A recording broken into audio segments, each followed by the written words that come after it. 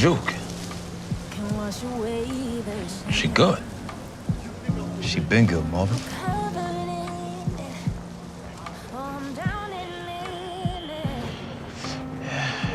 She ever ask about me?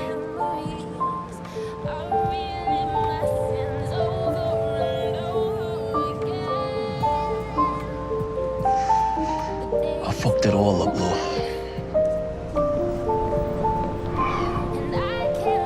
Yeah, you did. Whatever. We're gonna go find that shit. I'll circle back with you later. Hey,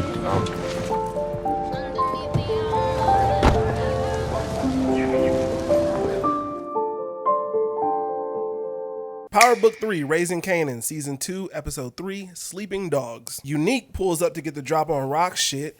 Absolutely too easy. Called it. Way too easy. Called it. He did call it. He called it. I could have did with maybe in last episode a little stakeout from Neek or something like that, connecting the dots. But hey, we're hitting the ground and we're running, so let's just deal with it. You know? Omar Epps pulls up on Kanan and tells him to get in the whip. For someone shook about whether or not he'll remember and what he'd do if he did remember, Kanan hopped in the car pretty easily. But I guess he had no other choice. Was he No, gonna run? because well, my mama say he crazy, so I guess I can talk to him and just hear what he got to say and laugh it off like my mom say. In the car, Howard finally admits to Kanan that he's his father. Kanan then does like this weird Kawhi Leonard laugh. I was like, what the fuck was that? Kanan looks way more distraught now, obviously, and Howard is just going on about what he wants to do and how he wants to be in his life. It was an interesting dynamic being illustrated because you can see bro kind of being selfish about what he wanted to do and being in Kanan's life. Meanwhile, Kanan's sitting there distraught as fuck.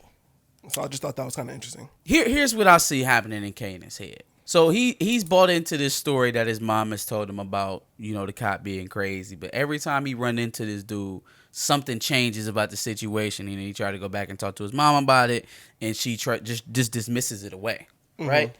And so as he's sitting here talking to this dude, he's remembering, or he's kind of muscle memory. Well, hold on. The last time I talked to her about this, she said it was one way, and it ended up being that way. When you came and picked me up from the beach out there in Virginia, you said he ain't remember shit. It was all good. He can't come back now and say nothing. Then he pull up on me, he start talking to me, and you like, oh well, he remember a little bit of stuff, but his mind is all jumbled, so it's messed up. Now this man is telling me that he's my father. Now I'm sure I'm gonna come back to you, and you're gonna try to parry it around, and you're gonna try to say, oh well, something changed, it's different, blah blah blah blah blah.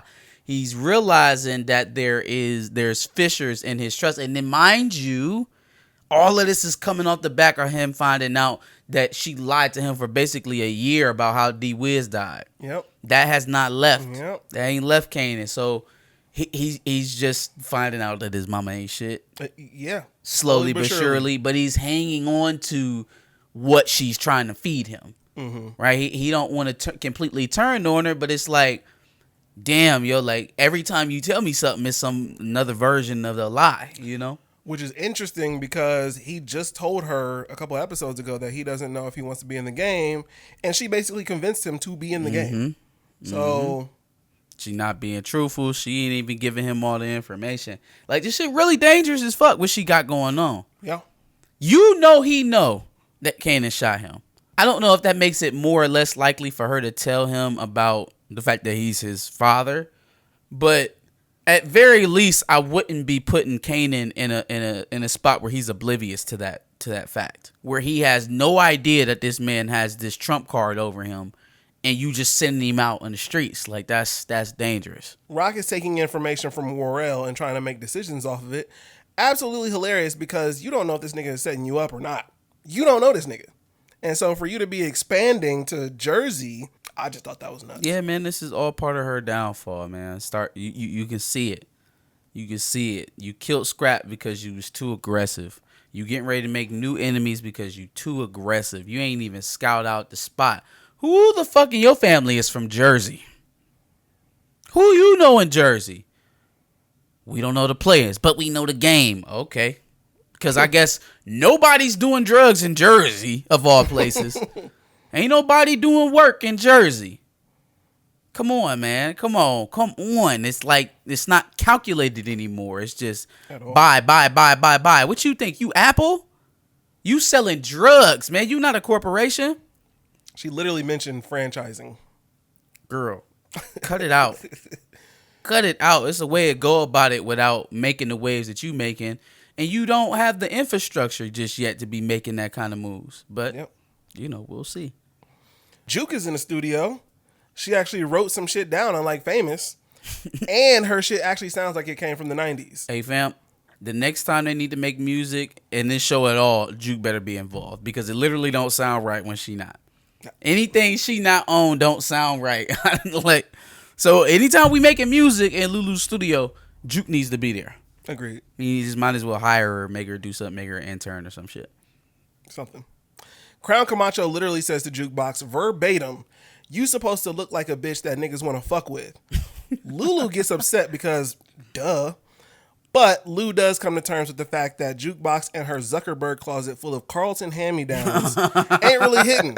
Juke doubles down on the fact that this is her and she ain't changing. Tell me they're not Carlton hand-me-downs. Yeah, no. She fresh. They just it's the same variation, or it's different variations of the same outfit. Yeah. Is what it feels like. But he not wrong. This is like it's 90s R&B, so it's like.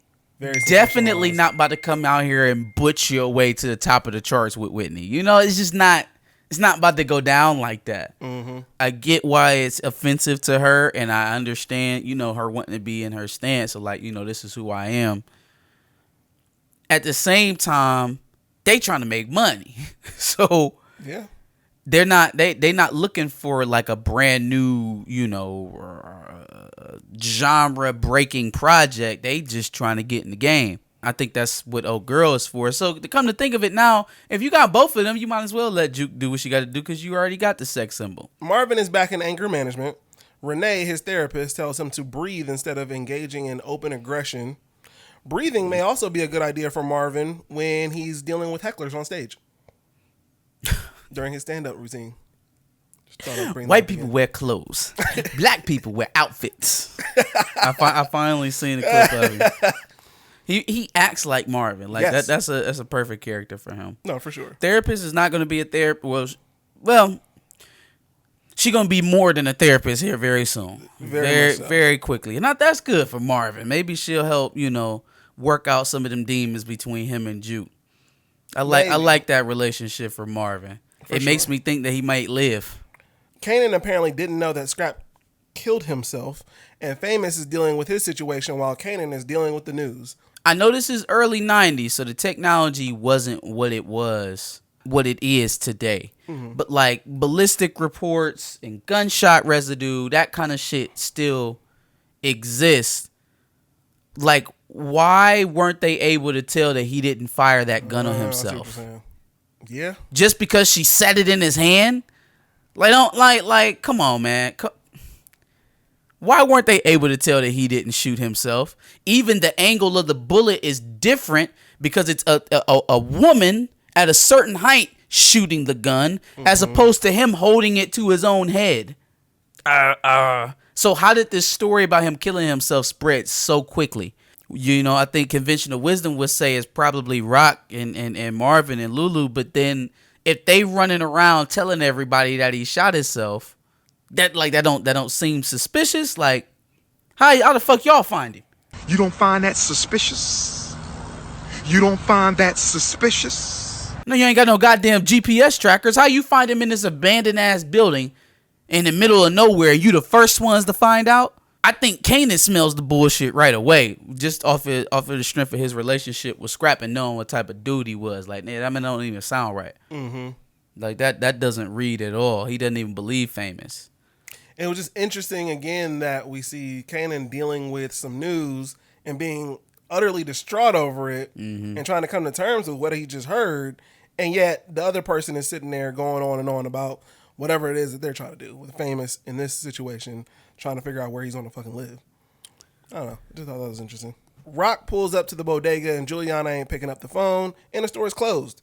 She gets to the back and all the cash is gone. You got.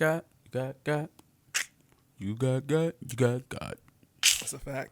The first thing that I thought was like, why wasn't anybody else there with Juliana? Like, knowing, Rock, her relationship with her, obviously you're storing my money. And then she's the plug's cousin. So, like, why wouldn't he, knowing that the money is there, have somebody there, especially since that's your family? But then at the same time, that's hot. Like, you got 2 armed guards in the damn bodega. What are you protecting in here? Okay, let me see it. Damn, man, just a padlock in the back of the bodega with the rats eating through the dollars like that. It just seems like instead of us sitting up here thinking about which neighborhood we gonna move into next, how about we find a more secure place for this money? How about we shore up our manpower? We start slowly moving into other neighborhoods, grab a corner here, grab a corner there. No, she like, I'm about to get that bill and we're going to set up shop. And it's going to happen next week. I don't know what the rush is. I don't understand what the haste is. Yeah. Like, it's not methodical at all. It is like as if she's running from something or she's trying to get big enough to defend herself from something. It's almost irrational in how fast she's moving. Nah, bro, she's doing it all for Kanan. It got nothing to do with Kanan. Rock tries to get a hold of Lou, but he chooses music over answering. And then obviously we saw Marvin getting a page from Rock as well, but he's too busy flirting with anger management therapist. Kanan pulls up to the Carter while Rock pulls up to Juliana's crib. Kanan steals a pack before he leaves out. He gonna get somebody ass beat over that fucking on drugs. For somebody who doesn't want to be in the game, he's doing some crazy shit to be in it. He trying to help Famous though. Yeah, I guess that's true. He's trying to help Famous. I'm mad that none of them junkies have a Walkman. You know what I'm saying? Yeah. So they can actually play my niggas' music. Yeah, no. But none of them give a fuck about Famous or any of his music. Anyway, Rock tells Marvin what happened, and they go through what may have happened behind it. Marvin jumps to the conclusion that Juliana dipped off, but they eventually conclude that someone, maybe like Unique, may be behind it. Yeah, man, I don't think her being a thief was ever really in question. Yeah. Like, that wouldn't have been smart for her either way. Burke is having a cold one with Pops, and she goes over her situation with Howard. Pops tells her that she needs to go ahead and trust her partner, because at the end of the day, they are partners, and that's what they're supposed to do. And she still ain't gonna mind her business. Nope. She still ain't gonna mind her business. The cops are still making fun of Famous and his whack rhymes. Meanwhile, around the corner, all his tape sets are littered on the ground, which gotta mean something when they eventually see that shit. Dumbass cops. Stupid motherfucker. It's just dumb. Niggas serving the junkies and they walking around the corner and pitching the cases. But hey, you got your zinger off. I mean, to be fair, Attaboy. I would get my zingers off too. To a rapper like Famous. Okay. I'm just saying. Protect and serve. Yeah. It's just New York's finest right there.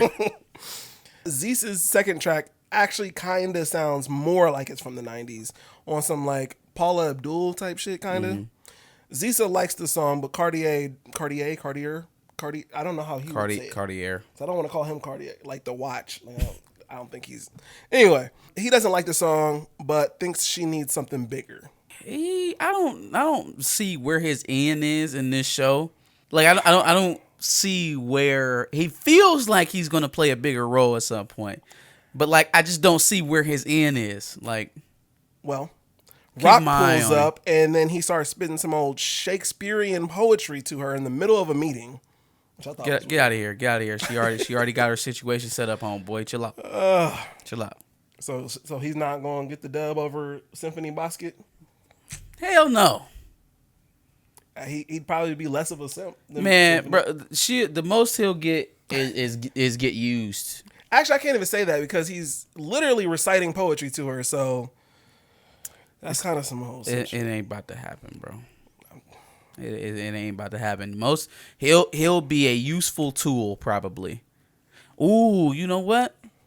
I think I see the play. We'll talk about it. I think I see the play. I think I know where you're going with it too. Rock and Lou take a side meeting about what's happened with, Unique and all that situation. Crown Camacho starts eavesdropping. I thought that was pretty interesting. Marvin gets pressed by wheelchair gangster, and before going upside his head, he breathes and listens and then accommodates homeboy. I hear you.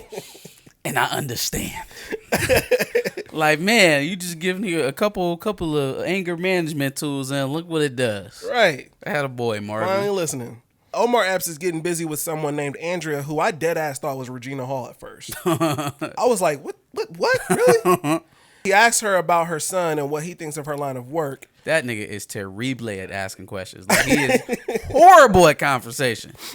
What your son? Like, you can tell he's genuinely just trying to connect and speak to her, but it's coming out so fucked up. He like, yeah. So, what does your son think about what you do? You know, the whoring and whatnot. Like, fam. No, he probably already know if you think about it. I mean, he's not as dumb as you might think. He'll probably never come around and tell you about it. Like, Jesus, fam, shut up. All the while, like, that's all projection from him and Kanan and what he's done in his life, right? He don't feel no better than old girl, but lost in translation. Yeah, for sure. She obviously storms out, and that's when we realize that Burke is watching. Thirsty bucket. Why are you at my house? What are you reporting? My cheeks back? Like, what's going on? Rock depends on Warrell for getting some information on Unique, and she seemingly doesn't believe the info that he provides and gives him an ultimatum on finding the nigga. Again, what reason does she really have to believe that this nigga ain't trying to one-up her right now? That shit was so... Okay, so I tell you, look, your life on the line, you better find out where he at, and then all of a sudden you get a phone call. Like, now that shit would have fucking... What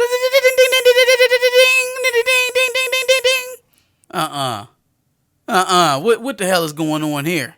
They were obviously right to be suspicious of that because where the hell you come from? We've been looking for this nigga all day.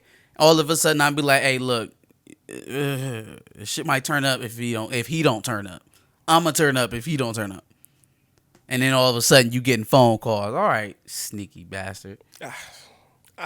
Why does she just automatically believe him from know. jump though? I don't understand her trust. I still don't understand why they needed him to run the 40s. I don't get it. I don't either. Kanan tells Juke what Omar Epps said, and Juke thinks Howard is crazy. Juke, bruh, you always been the voice of reason. Why would he? Oh, I know why. Because she asked him whether or not he said anything about him shooting him. And then said that would have been the first thing he mentioned. Probably. But she's not aware that what he's saying is the truth. So therefore, that takes priority over the shooting. She's not taking into account that it could be true. Right. She automatically because thinks if it is true, then obviously I would, talk about my familial tie before the fact that you almost wiped me from the earth. Yeah. Yep. Rock asks Juke and Kanan about the bodega before Kanan admits that Howard told him that he's Kanan's father. Rock does exactly what Howard said she would, and she calls him crazy. Literally. Like you so bad over there on the other side, I don't even got to press. All I'm going to do is tell the truth and then tell him what's going to happen. And you going to do the rest of the work for me. You going to do the rest of the work for me. And she going to tell you I'm crazy. She going to try to blow it off. Even though when she came and picked you up in Virginia, I didn't know anything. I didn't know a thing. Kanan then asks about Scrap, and she lies even more. Things aren't making sense, and Kanan should eventually recall, obviously, what you said, what happened with D-Wiz. This one going to be so much worse, though. Oh, because, she has not given him any autonomy in any of the decisions he's making right now. With being with her, with staying in that house, she has not given him any benefit of information, so he has no idea even how deep he is into shits right now. Mm-hmm. How deep he is. Howard don't really know because he don't know that Burke on his butt yet. Yeah. So you have no idea what type of jeopardy you're putting him in by not telling him the truth, by allowing him to get the truth from somebody you don't want him to get the truth from. Mm-hmm. And then all of this shit that you lying about is going to come to light. You weren't able to keep the fact that you killed D-Wiz a secret. You weren't able to keep that secret for a whole year. It wasn't even a year. He's already knew what's up. What makes you think that you're going to be able to stop? He has a DNA test. He got a blood test. Oh man, Kanan, his mind so messed up, he went down to the police office and faked the results. That's gonna be our next thing. That's gonna be our next thing. It is. It definitely is. He's so crazy, he went down there and faked the results. You know you can do anything like that. Burke talks to one of her exes about Howard. Apparently her ex has also worked with him, and she chalks it up to Howard being a dick, specifically to women. First of all, the big reveal that Burke had an ex-girlfriend, not needed. She's the most obvious lesbian in all of New York. Is that what that was supposed to be? I already knew, so I was just like, all right, the whatever. most obvious like duh. Yeah. I didn't. You didn't even need to show me her for me to know that was a thing. Yeah, I didn't even take that as a grand reveal. I was just like, oh, okay, all right. Well, yeah, Well, I see mean, some through the dialogue, they kind of laid it on heavy. They do. Like, it was They like, do. Yeah, we were in a relationship, but that doesn't mean I can't talk to you anymore. That's my problem. I never want to stop seeing you. Oh, yeah, they did. Like, okay, no, I clearly understand what's going on here. Literally didn't even need to show her. Never doubted it for a single second. In fact, I thought that was the main reason why her and Jukebox, yeah. Well, I don't think she ever explicitly came out and said it though. I don't think she did either. But again, she doesn't need to. It's been apparent. Very Rosie O'Donnell level obvious. Marvin goes to look for Neek and can't find him. Lou thinks Juliana did it all herself. Marvin heard Juke singing and asked Lou if she asked about him. Lou says no, nigga. And hey, I know that was meant to be so sad of a moment, but it was so funny. Do she ask about me, nigga? That's not your ex. It's your daughter. You almost killed her. No, she does not. No. That's when Lou says no, and they agree that Marvin fucked up because he almost killed his daughter. Yeah. After all the work they sold, Famous still can't afford a place. How much money did y'all make? Like, what does an apartment cost in 1990? What am I missing here? I don't know. I have no idea. Like what kind of apartment searching are you doing, Famous? I have like you can go get in a shithole somewhere. Go buy you a motel room, something. Crown pulls up to speak to Rock, but before he does, definitely don't fuck with this snake. Crown gives Famous some amazing advice, saying that he should probably write about his current homeless struggle because he don't got nothing on wax right now. Famous, you failing me, bro. This is the struggle you needed to write your bars, and nothing is happening. But I guess that advice doesn't mean shit because Crown may have a place for him to stay. I see the play. I didn't understand what was going on with him and Famous, but I get it now. I get it, and I see the play. I see what's getting ready to happen in the next thing we about to discuss. Crown is trying to X Lou out the music business by coming to Rock and offering her some of the label so that he can get his ass back in the streets. Here's where it all comes together. We were talking about Cartier, how he's going to play a role. Rock's going to convince Cartier to work with Crown exclusively, therefore edging out Lou out of the business. Crown then sells his piece of the label to Rock, so now she owns the whole shit and she can force Lulu out of the studio and back to the streets.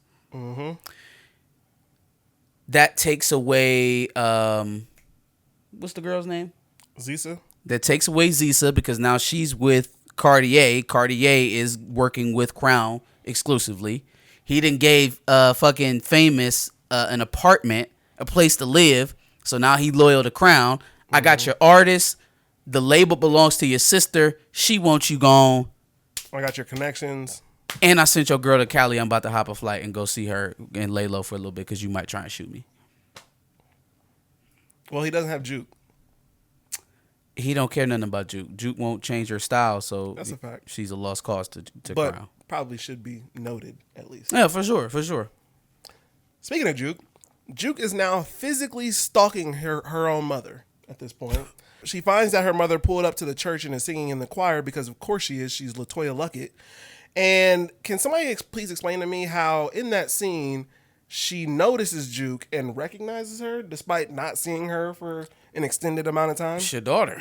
I mean, like if we put this into like a real context, you would be literally looking at a younger version of yourself. And who else would have that striking of a resemblance other than the child that you left 12 years ago? But you haven't seen her in 12 years. Well, that's her daughter. That's her child. Is that a thing? Can you do that? I would like to think that if like for some reason I got sucked into a wormhole, came back, and it was 20 years later that I'd be able to recognize my son. I would hope. It's a long time. Well, And not seeing not any nearly as long as pictures. what happened with Juke. Not supposedly seeing any pictures or anything like that. I don't know. And I mean, so immediately like jumped to also that give the conclusion. context, right? They're at a choir practice. It's not like when the church is most populated.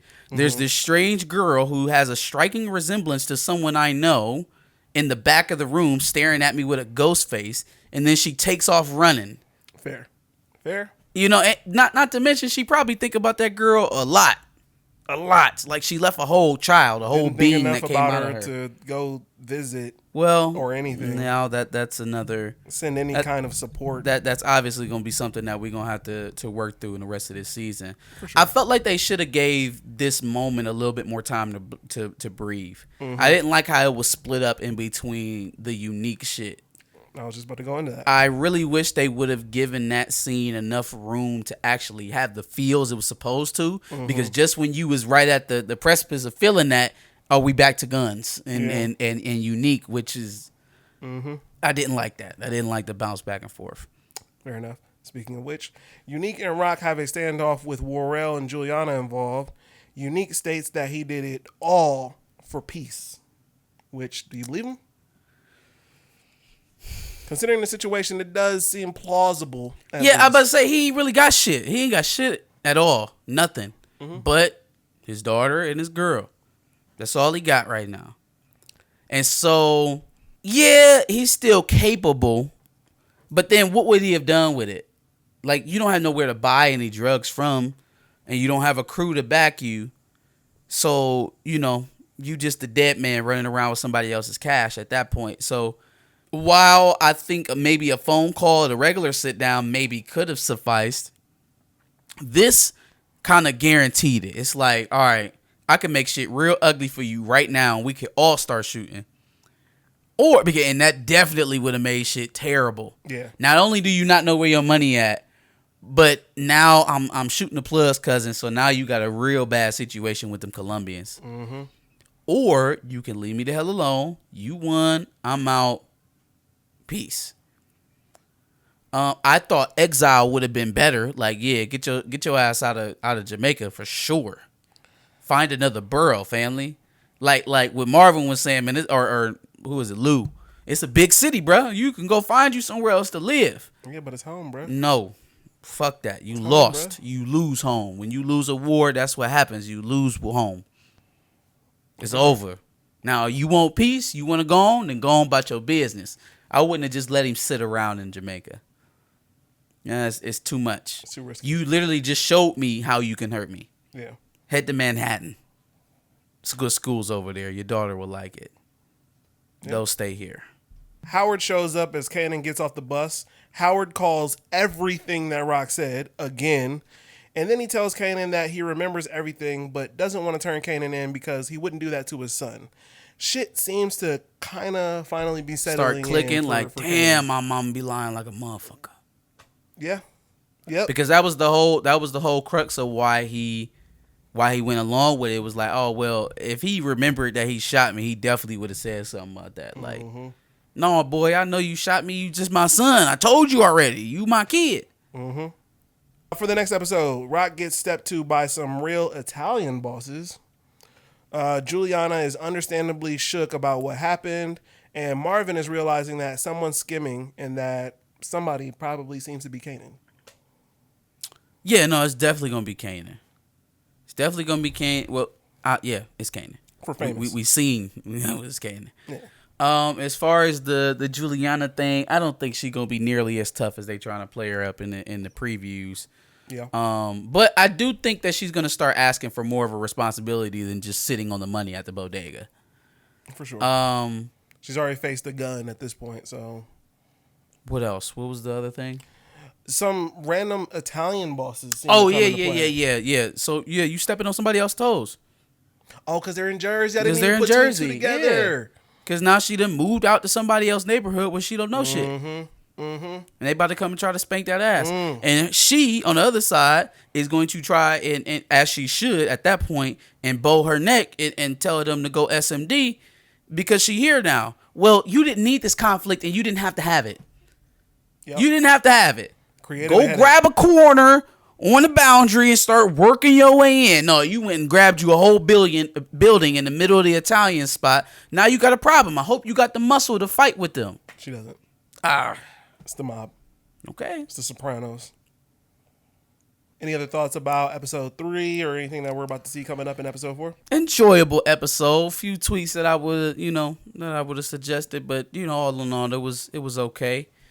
This whole thing with Kanan and Rock, man, this is the start of their rift. This is the start of the separation in their relationship. It has to be. Also feel like this is a turning point for Juke with her running into her mother, whatever comes of that talk. I think it was interesting because when she came out onto the stairwell, she looked down and she almost looked like she was still looking at her. Yeah. So I don't know if they stayed and had a conversation or whatever. We'll probably find out next week.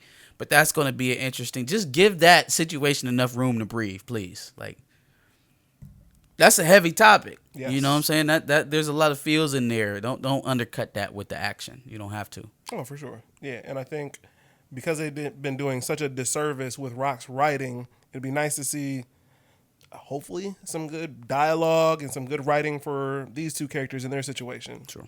Hopefully. Give us your thoughts. Tell us what you thought about episode 3 of Power Book 3, Season 2, Raising Kanan. This episode's name was Sleeping Dog. Sleeping Dog. Make sure you like, share, and subscribe, and come back next week for another review. Absolutely. Make sure you check out our playlist full of power reviews from Power Book 2 Ghost, Power Book 3 Raising Kanan previous season, and Power Book 4 Force. And make sure you subscribe because we'll be talking about Power Book 3 Raising Kanan Season 2. all season. There you go. Yeah.